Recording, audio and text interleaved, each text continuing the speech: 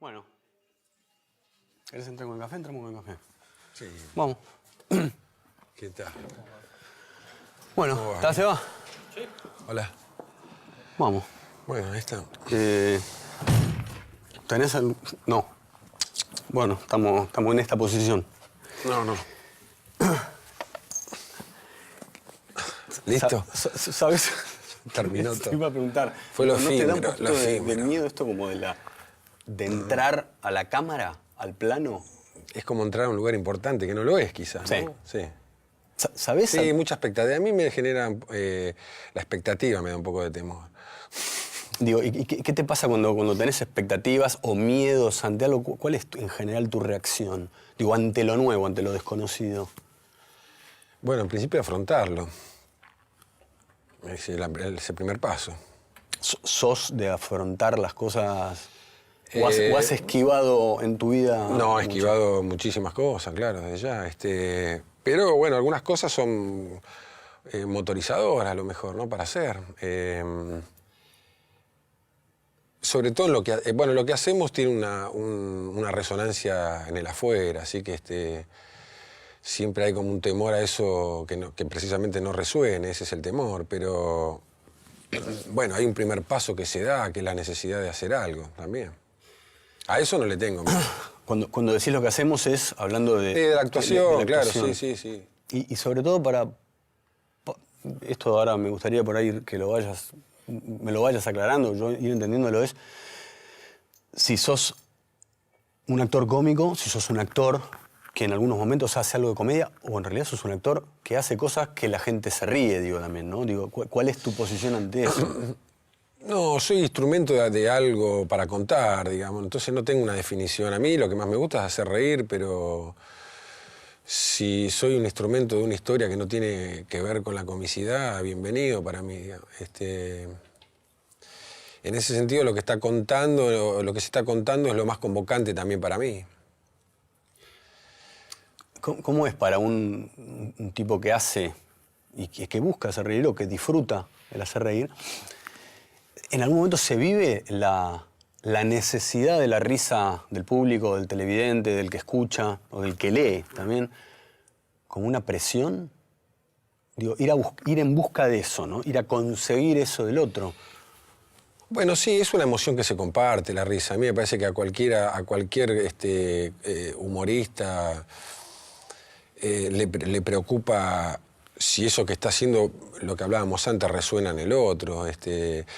Pero porque también hay una actitud generosa de uno. Quiero decir, esto de que pueda ser compartido lo que uno hace y generar la emoción de la risa, me parece que es único eso, ¿no?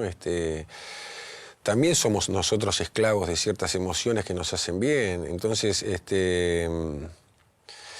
uno está preocupado porque esta emoción surja también en la gente y circule. Es vital también para uno. Digo, ante la acción pura de estar en un escenario y no conseguir la risa, claro que se desespera. Hay algo que uno siente que no está haciendo bien y por otro lado hay una emoción genuina que vos querés que resulte, que Sí. Si no resulta es un problema, digamos. ¿Te ha pasado en situaciones, digo, de...? No, me ha pasado estar arriba de un escenario y que sentir que hay una gran mayoría que se ríe y hay dos que no. Y a esos dos hay que Eso cuando la obra la tenés muy incorporada, si no al principio no, digamos. Cuando vos podés salir y entrar es un ejercicio que probablemente solo entiendan los que actúan. Digo, hay veces que vos podés salir y entrar o estar atento a eso, ¿no? Tan chiquito, tan imperceptible para los demás y tan vital también para vos, que hay dos personas que no se están riendo. Y a lo mejor hay un momento que estás trabajando para soltarle la sonrisa a ese que no se está riendo, ¿no? Es probable. A mí me ha pasado. A todos los que se han subido a un escenario a hacer reír les ha pasado. Eso, echarle la culpa al público como si el público estuviese obligado a reírse y a decir, ay, qué gracioso que sos, digamos, ¿no? Como forzarle la emoción a un público que es mucho más interesante sorprenderlo, digamos, ¿no? Y no que haya una especie de negociación en donde se supone que yo soy el cómico y vos debés reírte, ¿viste? Eso es medio una soncera, digamos. Hay que salir medio al ruedo. eso a mí me pasaba quizás más al principio. Ahora hay una convención porque la gente te conoce, entonces va a haber algo que supone lo va a hacer reír, digamos. Hay una especie de alianza, digamos, pero... Sí, hay un código Al principio establecido, yo ¿no? trabajaba como cualquier humorista o cualquier cómico en lugares en donde había 50 parejas charlando, tomando un café, y se apagaba una luz y aparecía uno, que en este caso era yo, y los tantos que trabajábamos, irrumpiendo en un lugar donde probablemente capaz no pasaba nada, digo, ¿no? Pero también podía ser la fiesta de unos verduleros de la Ferrer, donde también estaban todos bailando y se cortaba la música y ya aparecíamos. Yo en esa época laburaba con Carlitos Dior, que teníamos un dúo, y salíamos ahí a enfrentar la jauría, y la primera mirada desde ya es de rechazo, ¿no? Hay algo que está interrumpiendo y no sé qué es. Sí. Y después hay que lograr ahí una comunión de... como si lo nuestro también fuera parte de una fiesta que no nos pertenece, porque esto de ir a actuar a un lugar que te pagan y que no saben ni quiénes son, es bastante complejo también para uno. 2 minutos antes de entrar es como ir a jugar un clásico pesado, digamos. Recién la definiste como jauría, ¿no? Digo, el enfrentarte a esos que están allí. Sí, es un imaginario de uno eso, Sí. ¿no? Es no solo una jauría, estás irrumpiendo en algún lugar, digamos, pero la posibilidad de sentir que te van a cagar a trompada, es muy... ¿La seguís teniendo? Hoy digo, ya No, hoy con algo bastante no, aceitado. porque bueno, uno tiene como una especie de trayectoria en los medios que hace que probablemente, si cuando nosotros con Fabio hacíamos teatro y venían 500 personas, 400 ya nos conocían, digamos. Y hay 100 que a lo mejor van a ver quiénes son estos dos pibes. Por ahí me pongo yo hasta, caigo en este círculo vicioso, pero los cómicos en general parece que por momentos son como víctimas, ¿no? De su facilidad, de su talento, y a veces parece que vas a un lugar y hasta, no sé si te pasará, decís cosas serias y la gente... O sea, compran ese personaje que han visto en una obra, en un programa de televisión, y ese es el personaje que Diego Capusotto es 24 horas.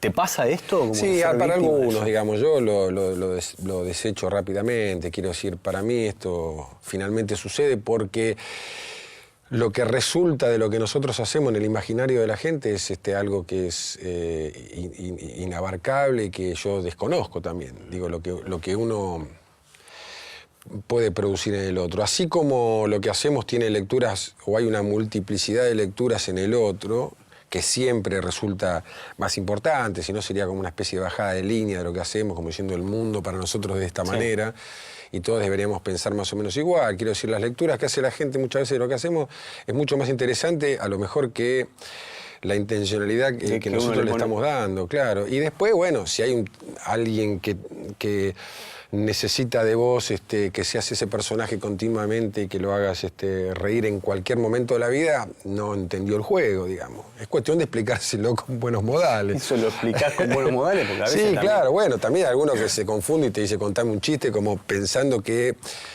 contar un chiste es parte de lo que también nosotros hacemos. Sí, claro. Que ahora, bueno, a veces uno trata de explicarle, sobre todo revalorizando a quien cuenta chistes, que es bastante difícil, que es algo que yo no sé hacer. No, es terrible, sí. Que no soy contador de chistes, que hay gente que es especializada en eso, que lo hace mejor que Te nosotros. los acordás, ¿no? Porque yo tengo el problema además que no me los acuerdo. Yo no me los acuerdo y no tengo ninguna capacidad para contar chistes, ni mucho menos. Lo mío es otra cosa. Como probablemente para un tipo que cuenta chistes, sí, es casi imposible. interactuar con otro, ser parte de una historia, de un desarrollo, un relato, le sea también complejo. El humor sirve, ¿no? Como escape de situaciones, ha servido a lo largo de la historia de la humanidad como escape de situaciones, como una nueva lectura de hechos. En vos, el humor, más allá de la parte laboral que fueron estos últimos años de tu vida, digo, el humor antes de arrancar con tu faceta actoral, ¿era ya un escape, una puertita de salida?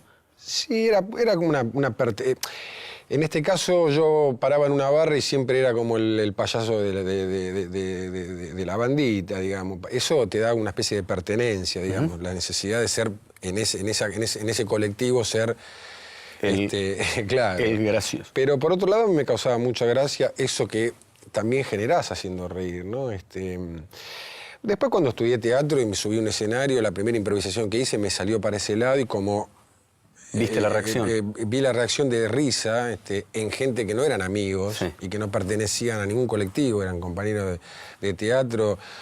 Del primer día que recién nos conocíamos, bueno, encontré ese lugar expresivo que tenía en la calle en un lugar más misterioso para mí también, ¿no? Que es esto de subirse a un escenario y que te estén mirando, una cosa que para mí me resultaba bastante rara. Me parece que a partir de seguir conectado con esto, con este oficio, lo fui casi asumiendo, digamos, ¿no? Como que era una parte importante para mí ser portavoz de eso, ¿no? De estar conectado a esa cosa expresiva que es el teatro.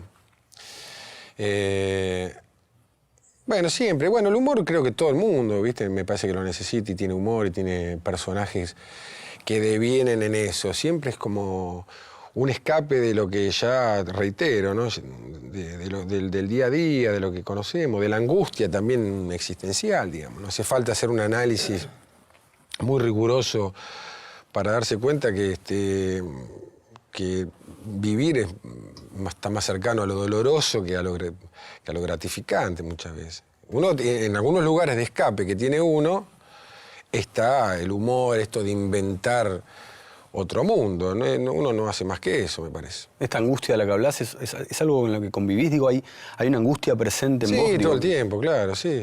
Bueno, en todos, me parece. Algunos bueno, la manejan de distintas maneras, no sé.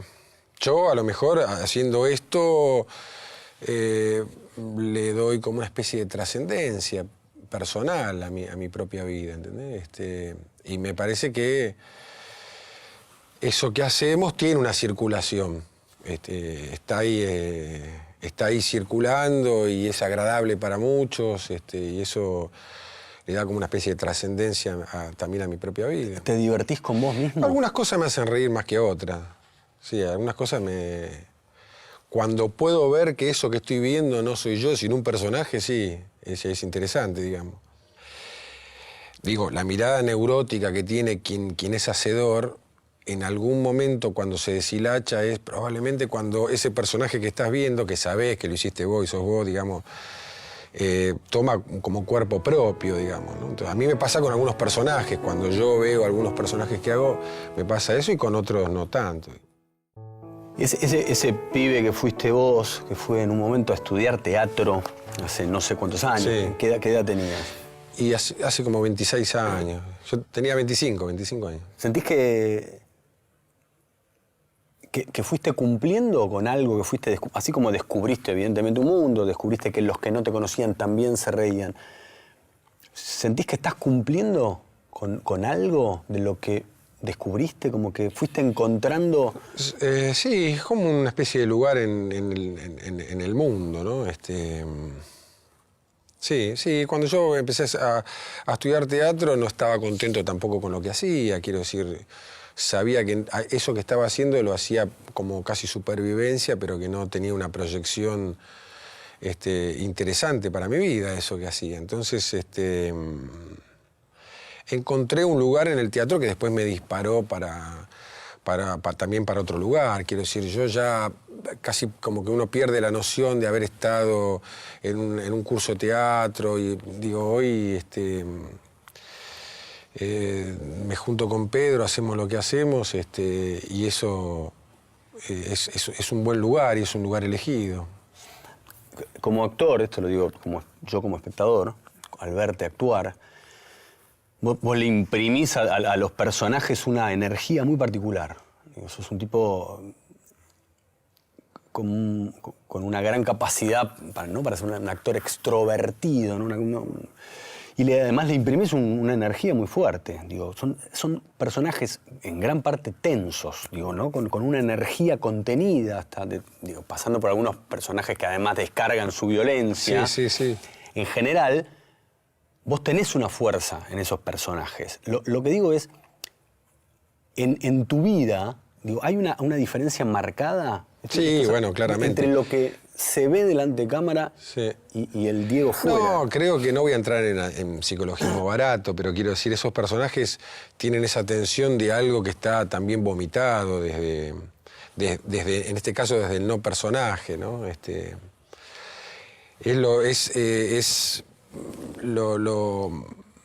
lo cotidiano que explota con otra máscara, ¿no? Evidentemente hay algo de eso. Digo, Claro. ¿y en la vida explotás? Y no tanto, capaz que parte de esa explosión son, digamos, con cuestiones que están ligadas con esto que hago, que justifica esto que yo te decía de los espacios de fuga, ¿no? Los personajes, en definitiva, tienen que ver conmigo, soy yo quien los lleva a cabo, y lo interesante es cuando sentís que ese personaje a lo mejor tiene como vida propia. Cuando uno, esto que suena un poco siempre al lugar común, es tomado por ese personaje. Y muchas veces yo digo, mira, ese personaje es más interesante que yo. Bueno, no, es que en realidad yo quería como ir ahí. El objetivo del cómico es la risa de aquel, ¿no? Digo, supongo, uno de los objetivos puede ser la risa. Y el otro, la otra punta, el otro extremo de eso es el aburrimiento, es que uno caiga y decís... Y yo me preguntaba en qué te aburrís, o qué te aburre, o si un cómico se permite aburrirse. No, sí, desde ya, claro. Bueno, parte de lo que uno hace también es porque a veces uno se aburre, digamos. Por eso digo que son siempre lugares de fuga. A mí me aburre la propia realidad, y a veces tengo angustias existenciales que tienen que ver con que no hay nada para hacer, digamos, a pesar de cosas amorosas que uno tiene, ya sea sus hijas, su compañera, sus amigos, sus lugares de rituales, ¿no? La vida para mí son como sucesiones de rituales que a veces se repiten y que estás esperando que se repitan para que la vida tenga algún sentido, digamos. Los rituales pueden ser lo que vos quieras, lo que vos elijas, pueden ser desde encontrarte siempre con esa gente en ese mismo asado, y uno está esperando que aparezca ese día. Y a veces son las 2 de la tarde y no tengo nada para hacer y no tengo ni siquiera ninguna intención ni de leer ni de hacer nada, porque nada tiene importancia en ese momento. ¿Y para qué mí. haces? Y nada, me dejo, no sé, me dejo estar. O me dispara alguna gilada para algún otro lado y vuelvo. Lo mejor siempre es volver, digamos, ¿no? Volver a revitalizarse. Cuando te fuiste para otro lado es cuando ya está, te moriste, te encontraron tirado por ahí, ¿viste? ¿Sentís que con lo que haces, varios de los personajes que haces, más allá de la lectura cómica y el momento simpático que pueden, ¿no? El despertar, la risa, en muchos de ellos hay una línea clarísima, hay una línea muy seria, aunque puede no gustarle al que lo haga. Digo, la lectura que uno hace es una bajada de línea bastante más seria que muchos programas serios que quieren contar algo. Sí. ¿Vos sentís que hay un mensaje? Sí, por ahí es un poquito demasiado fuerte la palabra mensaje, pero... Uno con el humor lo que hace es un poco destruir lo que uno siente que es una estafa, ¿no? Y ahí entra todo, la autoridad, las relaciones humanas, cierto discurso. El poder, ¿no? Eso, ahí entra todo, claro. ¿Sufriste vos burla? Esta burla o este burlarte de esto, de instituciones, de educación. Y las instituciones se burlan de mí todo el tiempo. Sí, por, claro. por eso necesitas... Sí, bueno, claro, sí, uno se siente burlado también, claro. ¿En dónde sentís como que es posible salir de esa necesidad de ser contestatario o de devolverle un poquito del juego que el cierto lugar de la sociedad? O cierto... Sí, devolverle, y además también es un lugar de juego, ¿eh? Viste lo que yo te hablaba de los rituales, viste que cuando uno tiene 4 o 5 rituales que le parecen a uno imprescindibles, está esto también que hacemos. Quiero decir, también como juego. Hay algo también de duende así medio maléfico que tiene ganas de hinchar las pelotas, que es como cuando, viste, hacés quilombo en el colegio. Sí, claro. Eso, lo que pasa que, bueno, uno sin demasiada razón. Digo, sin demasiada razón. Sí, solo sí, hay una razón que es el impulso y el propio deseo de ese juego. Y uno también es un poco eso, Uno también se siente a veces, viste, como alguien que está hinchando las pelotas en el recreo. Digo, Sí. lo que pasa es que, bueno, uno está en una situación hoy distinta a cuando era chico, entonces probablemente sea un juego un poco más profundo, ¿viste? Para no caer un poco en la pavada de la provocación porque sí, digamos, ¿no? Sobre todo en un medio también que te categorice, que cualquier pavote dice cualquier cosa, entonces queda hoy como con la categorización de que está diciendo algo supuestamente contundente y no lo es. Así que eso, hay un poco de eso también, ¿viste? De ir un poco al juego, a lo más primario del juego. Creo que, de hecho, no sé cuántas veces nos vimos, 1 o 2. Una compartimos un partido de fútbol. Sí, sí. Yo jugué atrás, de defensor, ¿no? Y yo no te había visto jugar. No sabía ni cómo jugabas. De hecho, dije, no debe jugar. No te veía con el look de... No, y a los 3 minutos dije, no, bueno, evidentemente juega. Y jugás bien, digo, ¿no? Con una habilidad. ¿Sentís que esa habilidad que tenés como jugador, de Racing además, tiene que ver con cómo vos sos como persona? Digo, ¿hay un link? ¿Hay algo que...? Bueno, probablemente uno traslade en el juego. Yo, el fútbol, para mí fue siempre una cosa innata, quiero decir, así como uno tiene habilidad para jugar al fútbol, no tiene habilidad para otra cosa, siempre lo sentí de esa manera. Lo que sí quería era jugar al fútbol profesionalmente, era lo que más me importaba en el mundo. ¿Y por qué no? No, bueno, porque hubo una serie de cuestiones que serían largas, porque son múltiples. Desde ir a probarse y que el entrenador no llegue, ir al otro día y que no llegue, entonces descartar ese club, sí. O hasta jugar y que quedara afuera, porque ese día no agarraste una, o el día que jugaste bien hiciste una sola jugada, justo el técnico estaba mirando para otro lado y no vio la jugada que hiciste, y entonces hacía perfumo, lo echaron de River porque era muy flaquito, sí. Imagínate, le dijeron, no, es muy flaquito, a mí también varias veces me han dicho eso, quiero decir, por alguna razón eso no ocurrió, pero bueno, probablemente haya cosas de uno que deposita en el juego, claramente, sí. ¿Qué relación tenés con lo estético, ¿no? El programa, y ya viniendo de Todo por 2 pesos también, había como una estructura, un recurso visual que tenía que ver con algo como despojado, como hecho de una manera casi bizarra, y hasta puesto al servicio del humor. Digo, ¿qué cosas te conmueven visualmente? Y digo, ¿y qué relación tenés con lo estéticamente más prolijo? ¿Se entiende? Como en realidad siento que todo el tiempo desarmás, como artista, lo más prolijo para ir a algo un poquito más... Y depende de las intenciones y... Nosotros siempre lo que hacemos está sujeto al concepto, claramente. Me parece que Todo por 2 pesos era esto de lo que nosotros nos burlamos habitualmente, que es presentar algo como si tuviera un peso o una importancia que finalmente no tiene, ¿no? El Todo por 2 pesos tiene que ver con eso que parece que es bueno y en realidad es una porquería, digamos, que está presentado por afuera. Entonces también podía haber algo que estuviese muy prolijo en su presentación y nosotros lo que hacíamos era precisamente venir con un hacha y romper eso, ¿viste? Un poco la intención. En el caso de lo que hacemos ahora actualmente, en principio era presentar videos. Es despojado, no porque haya una idea previa de vamos a hacer algo despojado, que tenga algún tipo de concepto y que se resignifique algo, que sea simbólico. Quiero decir, era la idea de que yo pudiera estar solito frente a cámara presentando videos. No necesitar más de otros. Y jugar un poco con lo que tenés también. Pero siempre hay un relato, hay algo que ese personaje dice, hay algo donde está situado ese personaje. Si va a algún lado o no va, no importa. Que es más interesante que todo lo demás, digamos.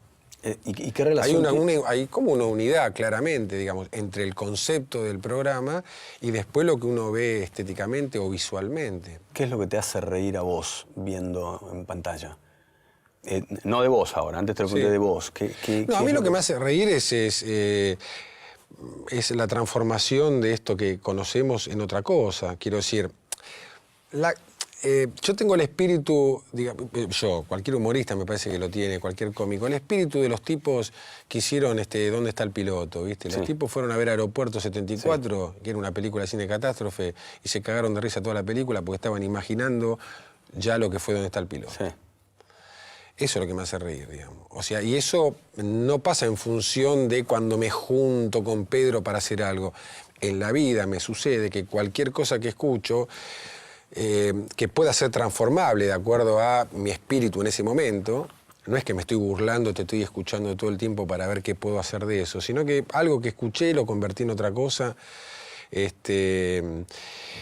el periodista que está dando la imagen y de fondo se ve el Río del Plata y hay uno que se está ahogando, ¿entendés? Y vos estás escuchando y de fondo estás viendo un tipo la que se está comedia... ahogando. Eso me hace reír, digamos.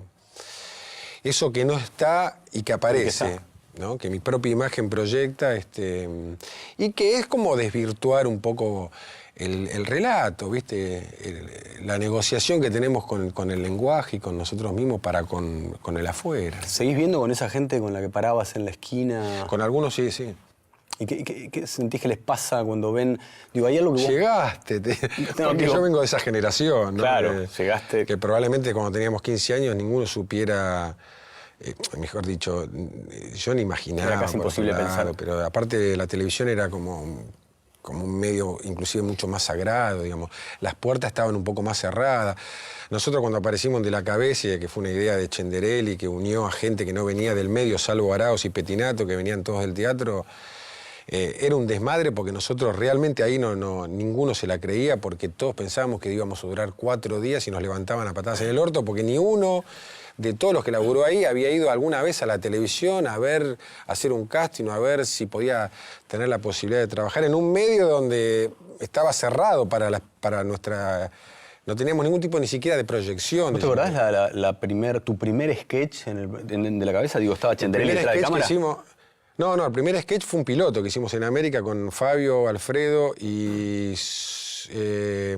Augusto de Sousa, creo que se llamaba, que era un pibe que manejaba el barcito de arriba del segundo paracultural de la calle Chacabuco. Sí, fue el show de los Flenson, que era como una especie de sátira al show del Clio, que hacíamos de publicitario, Fabio, Alfredo y yo. ¿Te acordás? Sí, yo hacía de dibujante publicitario, no hablaba en el sketch, hacía de dibujante publicitario y después terminaba el sketch que mi dibujo era de un pibe de segundo grado, de una casita con la chimenea, una porquería. Pero se reían mucho los propios cámaras, ¿viste? Del estudio que nos miraron cuando entraron, nos miraron diciendo esto, papanata, ¿quiénes son? ¿Viste? ¿Cómo ve tu familia? Digo, ¿cómo ven ellos? Dos cosas. Primero, cómo ven ellos el programa, qué les pasa con tu humor en el programa, y cómo ven ellas doble, si es doble, digo, el Diego Capusotto medios en una entrevista, y cómo ven el Diego... No, yo creo que no tienen una habitualidad, quiero decir, yo estoy mucho tiempo en mi casa, por lo cual, me ven más tiempo... digamos como papá que como actor en televisión, entonces entienden que ya a mí verme en televisión es como si te dijera papá se fue a trabajar a la farmacia de la esquina, digamos, ¿no? Entonces no tienen esa disparidad de... Bueno, ya también están grandes, quiero decir, entienden de otra manera, más clara, ¿no? Quiero decir, empiezan a verlo el programa ahora. Y empiezan a entenderlo también, ¿no? Sobre todo, bueno, la más grande tiene 13 años, Elisa, y ya empieza a tener pertenencia con algunas cosas del programa, ¿no? No porque las haga, bueno, conoce también a Pedro y a mí, pero digo, no porque la hagamos nosotros, sino empieza a tener una relación con el programa personal, lo que ella entiende de lo que está viendo, independientemente de que yo sea parte del mismo y que sea su papá. Para alguien que vive tan relacionado con la risa, ¿qué pasa con el llanto? O sea, ¿qué pasa con el llanto en tu vida y qué pasa también con el llanto si te atrajo alguna vez o te atrae el generar el llanto en un espectador? Y es una emoción, qué sé yo, uno puede llorar de la risa. Sí, claro, sí, no habitualmente, pero sí me emociono. Aparte tengo 50 años, estoy más cerca del final, digamos, todas las cosas te conmueven más también, digamos, eso es inevitable. Y uno a veces tiene algunas certezas, por otro lado, que hacen que esté un poco más vulnerable. ¿Te asusta ese final, digo, o lo ves como algo natural? No me asusta porque estoy en acción, pero quiero decir, uno ya dejó de ser inmortal, quiero decir, cuando vos tenés 20 años sos inmortal, quiero decir, no existe ni siquiera la idea del final. El final es de otros, eso. Eso que es tan común, que es un lugar así tan común, casi vulgar, es finalmente lo que sucede. Pero digo, sí. ¿Reír del final? Digo... Sí, todo el tiempo. En realidad uno se está riendo todo el tiempo de eso, de la propia desgracia, de lo que le va a pasar, digamos. En el fondo siempre uno se está riendo de esa... De la muerte. Sí, probablemente. De esa certeza. Sí. Y de lo malo que te puede pasar, ¿no? Y también de lo malo que hay en el mundo. Por eso uno, viste, digamos, uno de los latiguillos más comunes, viste, de las referencias más comunes del humor son, viste, la guerra y la muerte misma también. La muerte como suceso y la guerra también como lugar de horror, viste. ¿Has sufrido muertes en tu familia, en tu vida? Sí, mucha pérdida, claro. ¿Pudiste en esas situaciones ver que en el humor, esto que hemos hablado durante toda la entrevista, ver que en el humor había esta fuga, esta posibilidad de decir, bueno, esto está acá, ocurrió? Sí, lo que ocurre es contundente e inevitable, digamos. Uno, me parece que tiene una pertenencia a ese momento en donde no existe probablemente nada más que ese momento trágico que está sucediendo. Hay lugares de cierto fortalecimiento que tienen que ver con tus amores, que hacen que eso pueda tener un duelo normal, digo, ¿no? Que pueda tener una especie de cura, ese momento tan tremendo. Y uno con lo que hace es... se aleja un poquito más de eso o lo afrenta, ¿viste? A veces uno cuando hace reír es como una manera también de pelearle a la desgracia, ¿no? Y por eso pregunto, y ahora como actor, la tentación, el desafío de hacer llorar como actor, ¿lo tenés? ¿En algún momento puede haber formado parte de tu fantasía o forma parte de tu fantasía? No. ¿Llegar a eso? No, hacer llorar. Sí. No. No, me cagaría de risa a los 2 minutos yo. Por eso, no la podrías sostener. No.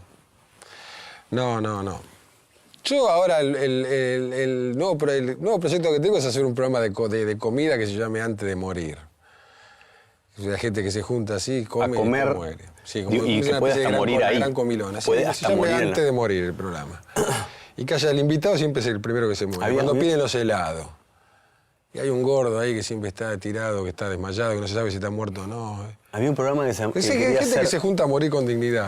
Pero en Gourmet, en Canal Gourmet. Sí, obvio. No, un programa ómnibus que quería hacer Daniel Araoz, que se llamaba Chupate Conmigo, que era un programa donde era una entrevista con whisky, que era hasta que uno de los dos caía.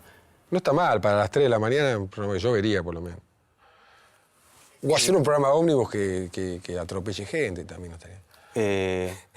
Digo, bueno, igual esto pueda... Pero adentro del ómnibus, que haya una especie de conductor como Repeto, con invitado, con todo, con Ana María Picchio, ponele, y que vaya atropellando gente con conductor o sin conductor, ¿no? Un programa ómnibus. Igual está bueno, ¿no? Este es el primer momento de la charla donde aparece Diego, la parte de humor de Diego, después de una parte, entre comillas, todo aparentemente más seria. Sí. No, serio. No, yo jamás vengo como personaje así gracioso. ¿Lo tenés definido? Lo tengo en algún momento voy a decir algo que a mí me genere gracia decir y que probablemente derive la conversación para un lugar un poco más amable, si se quiere, ¿viste? Seguimos con el tema de los intentos de escape, ¿no? Uh-huh. Por eso digo, me lo pregunté mientras lo estaba haciendo, digo, por ahí uno como entrevistador puede llegar hasta un determinado lugar donde inevitablemente cada entrevistado tiene su manera de decir, bueno, ok, contesto. O esto no claro, quiero. No quiero decir, claro. Y está bien, digo, apareció. Así se ha relacionado la humanidad. Digamos. Sí, claro. Ante el poder, ¿no? Digo, que pueda existir, vos hablaste de burlarte del poder, por lo menos el institucionalizado. ¿Cómo te llevas hoy si te pones en lugar de que vos también hoy tenés poder al poder decir algo, ¿no? Digo, tenés un lugar muy concreto de un montón de gente que te escucha y de si eso genera cierta presión o realmente importa 3 carajos lo que el que interprete, ¿no? Digo, No, es que tiene que ser así, digamos, no se trata de tener una especie de estrategia previa a nada, digamos. Esto que uno hace o dice tiene que tener una circulación, digamos, no lo hace uno para uno, si no me cerraría en mi casa y haría un grabador y haría monigotes en el espejo y después me iría a trabajar a un lugar que no quiero, probablemente. Esto tiene que tener una circulación y debe decirse lo que uno necesita decir, probablemente.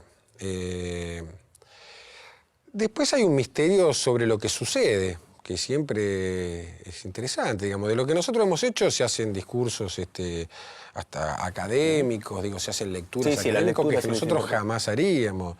Quiero decir, te burlás hay hasta algo de eso. inconsciente. No, está bien, pero ¿sabes? Pero el tema que también Bombita Rodríguez nace de un tipo que canta canciones de consignas de los 70, bailando como Palito Ortega, que es una figura ridícula para nosotros, contrapuesta una cosa con la otra. Digo, también un personaje sale desde ese lugar, desde lo que yo te decía antes, de como 2 duendes que se están riendo de la propia realidad, ¿entendés? O de lugares inverosímiles que generalmente causan gracia. Digo, no hay una lectura previa, si bien eso a nosotros nos ha atravesado, digamos, la militancia activa, pero sí los sucesos históricos o sucesos políticos a los cuales nosotros hemos sido sensibles y curiosos. Y evidentemente Bombita Rodríguez está hecho desde un lugar de cierto conocimiento sobre lo que se está hablando. Pero también, por otro lado, los personajes nacen así, nacen desde un juego puro. Pero por eso es casi imposible, si uno se sienta a ver como espectador tu programa y tenés mínimamente un conocimiento de la historia, de qué es lo que estás retratando, no hacer una lectura seria sobre el asunto. Es casi imposible no hacerlo. Pero claro, pero yo te digo que eso después resulta en tener lecturas que a nosotros mismos nos exceden, ¿no? Claro. Porque la lectura que va a ser de Bombita Rodríguez, un tipo que realmente fue un militante activo de los 70, no alguien que tenía 12 años y tiene una lectura... Manuel Capelli.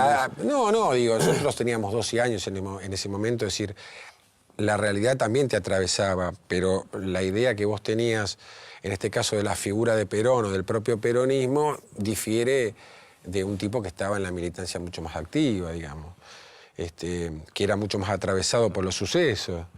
Quiero decir, hay algo que desborda lo que uno dice también. Que eso me parece que es lo más genuino de lo que uno puede decir, digamos, ¿no? Ser también portavoz de algo que pueda ser circulado en otros. Eso es lo que lo separa de la bajada de línea o esta cosa de la gente necesita escuchar esto, ¿no? Lo que la gente necesita. Eso yo siempre lo odié, esto de vamos a hacer lo que la gente quiere escuchar o lo que la gente necesita. ¿Qué sé yo lo que la gente necesita? No sé lo que la gente necesita. En este caso, sé lo que necesito decir yo y me parece que voy a tener resonancia en algunos y en otros no. Y en otros voy a tener odio. Y está bien que tenga odio porque lo que hacemos está apuntado contra eso o está burlado, o es una burla contra eso. Entonces, hay una necesidad ahí que explota y que es tomado. Está bien, tiene que ser así. Cuando hablas de tu programa, hablas siempre como nosotros. Digo, en ningún momento te escuché hablar, bueno, yo hago... Hablas, no, en realidad encontraste... Yo cagaría trompadas, eso que dicen yo, mi programa, mi público. Perdón, que estoy un poco... nosotros acá, ¿no? Eso que dice mi público, yo, mi programa, no hay posibilidades. No. Hablo de Pedro, que es con quien nos juntamos, y todas esas ideas de las cuales muchos se ríen. Está Pedro presente siempre. ¿Qué encontraste en Pedro? ¿Cuándo fue que lo encontraste? ¿Qué encontraste en Pedro que no encontrabas con otro a la hora de sentarte, como hablábamos? No, con Pedro me encontré como las buenas cosas, y hay una cosa de empatía también en lo referencial a algo que excede un poco el propio trabajo o el oficio, como se quiera llamar. Una manera de mirar la vida que nos une. Además de que me parece muy talentoso y además de que es un tipo que yo leo los guiones que escribe y me río mucho, digamos, y que no siento ni siquiera la necesidad de cambiar nada, sino agregar algo que es una unidad también con lo que él piensa. Me parece que lo que hemos encontrado es eso, un respeto de los roles que tiene que ver con lo físico puesto en mí, en la imagen. Y después un respeto mío hacia los guiones de Pedro, hacia lo que él estructura como relato. Son lugares que están respetados y son lugares de retroalimentación, como se suele decir, de respeto por lo que cada uno hace, de empatía y de tener como un sentido común, digamos, y una dirección compartida. ¿Te he leído alguna vez o en alguna revista o algo? Hablando acerca de la droga, ¿no? De la marihuana. En realidad, la pregunta no apunta específicamente ahí, sino a cómo se tocan, y ahora estamos en un medio, cómo se tocan esos temas, tan sensibles para cierto sector de la sociedad, tan cercanos y amigables para otro sector. Cómo se tocan esos temas seriamente, sincera y honestamente. ¿Cómo...? No sé. No, porque cualquier cosa dicha puede inmediatamente ser usada a favor de un lado. No, generalmente hay gente que demoniza, que entra en el lugar común de la demonización, como si todos los que tomaran drogas fueran muchachos que están desalmados y que después de ahí van a ir a robar un banco. Quiero decir, no se habla en general no se habla con mucha profundización sobre nada, es decir, hay portavoces que no deberían hablar y hablan, es eso. Sí. Debería haber alguien, en este caso, que haya probado muchas drogas y que diga, para quien quiere probar, qué es lo que conviene tomar y qué no, digamos. Eso es lo que yo a lo mejor... Sí, conocimiento de causa, ¿no? Sí, sí, qué sé yo, bueno. Ahora, depende lo que... no lo vas a ver escotado en el programa de Mauro Viale. Va a aparecer uno que va a decir... que va a pensar que estamos en manos de desalmados que consumen drogas para asesinar a nuestros hijos, digamos, qué sé yo. Pero me parece que el tema necesita una profundización que podría ser por ese lado. Independientemente de que cada persona adulta es responsable de sus actos, y puede elegir lo que consumir y lo que no, profundizar realmente sobre el tema, digamos, ¿no? Porque hay adicciones que son, que son sociales, que están como consensuadas y que son también tremendas, como el cigarrillo, como el alcohol o como un montón de cosas que que son casi como parte del asunto, pero porque están conectadas con el consumo y a las empresas no les importa nada si vos te morís o no. Les importa su eficacia empresarial, nada más. Supongo que tiene que pasar eso, pero no sé si lo voy a encontrar eso en un medio público. No lo creo. Como para ir cerrando, hay algo que me voy a poner autorreferencial. En todos estos años te he descubierto o he descubierto que en algunos de los programas, hasta en algún momento era nombrado yo, ¿no? En algún sketch. Cosa que me daba dos estados inmediatos. Ajá. Por un lado era, ¿y por qué me nombra? ¿O por qué se burla? ¿Por qué se ríe? ¿Qué tendrá mi persona o mi personaje para ser utilizado desde ese lugar? Y por otro lado decía, bueno, buenísimo. también me parecía, digo, está bien, y yo tengo el humor como para hasta poder entender eso. Pero pensaba en qué, antes te lo pregunté un poco también, en qué, por ahí no sé si está bueno decirlo acá, pero digo, ¿en qué vos no soportarías ser burlado? ¿O en qué vos no te burlás de vos mismo? ¿Se entiende como pregunta, no? Como, ¿en qué lugar no entrás? ¿En qué lugar el humor no entra? Más allá de entrar hasta en la muerte. Cuando nosotros nos referimos a nuestro estadio en el mundo, nos burlamos con todo, digamos. Yo me burlo de mí también todo el tiempo, como, a veces como un ser inútil, como un ser que no puede descifrar nada, probablemente, como un puntito en el universo, de su propio relato, ¿no? Puedo no soportar que alguien diga que yo hice algo que no hice, en este caso, que sea realmente agraviante. Donde eso ya no... Ahí no tengo una pertenencia como actor cómico, probablemente. Digo, tampoco ando por la vida como un actor cómico. Soy un ser y su circunstancia también, ¿no? Y una manera de expresión que también me salva y que yo creo que es generosa con el otro es esto que hago, esto que hacemos con Pedro. Ni más ni menos que eso. Después, para expresar algo no le pongo ningún límite. No me acuerdo en qué programa ha sido nombrado. No, había algunos como personajes. Pero generalmente nosotros a veces hay algunos personajes que resuenan en la gente de una manera y nosotros los ubicamos en lugares inverosímiles y eso nos genera gracia, digamos, ¿no? Más ridículo que uno mismo haciendo humor no hay también, ¿no? Digo, fue lo primero que tuviste que... Yo tengo también la experiencia de haber ido un par de clases a lo de Moreira, Cristina Moreira, que era una mujer que hacía clown. Y me acuerdo que el primer ejercicio fue pararme en el escenario y hacer reír a la gente. Y si no se reían, se tenían que empezar a dar vuelta. Y yo, con lo tímido que soy, hasta ahí en ese momento la sensación de que yo no podía hacer reír a nadie, empecé a hacer una imbecilidad y a los 3 minutos a los 10 segundos empecé a ver que el público se estaba dando vuelta. Y fue terrible, fue realmente demoledor para mí. Sí. Y no volví. Lo primero que tenés que aceptar, esto te lo pregunto, como cómico y como actor, es esa ridiculez de uno, eso patético, ese puntito en el universo del que hablaste antes, ese nada casi. Sí, bueno, a lo mejor vos podrías haber sacado un personaje de eso que es el tipo que intenta hacer reír y no puede. Sí, que en ese momento no pude hacer esa lectura. Lo que pasa es que ahí, pues, si te toma la vanidad o el ego, decís, bueno, evidentemente no resulto para esto, y después a lo mejor lo que hace el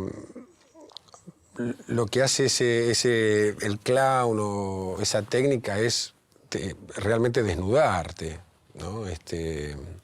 Probablemente saber que no podés o qué elementos tuyos, que vos inclusive creés que son tremendos, pueden a lo mejor lograr un efecto en el otro.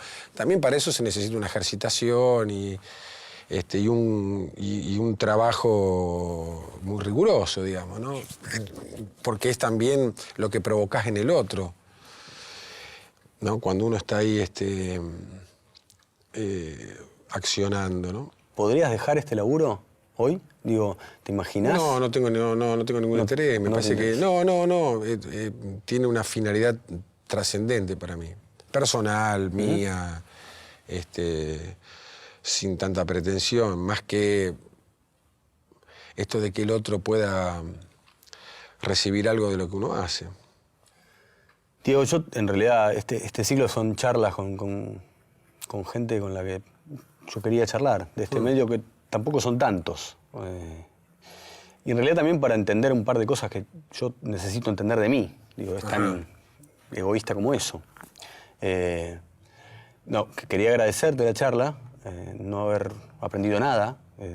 No, digo, haber entendido varias cosas. Bueno, y después pedirte... para mí es un orgullo que me digan. Claro, bueno. No, digo, haber podido charlar. Y dejarse llevar al abismo, ¿no es cierto, Exactamente, amigos? Y pedirte, a ver si puedes hacer un poquito de pomelo. Sí. Esos que te piden.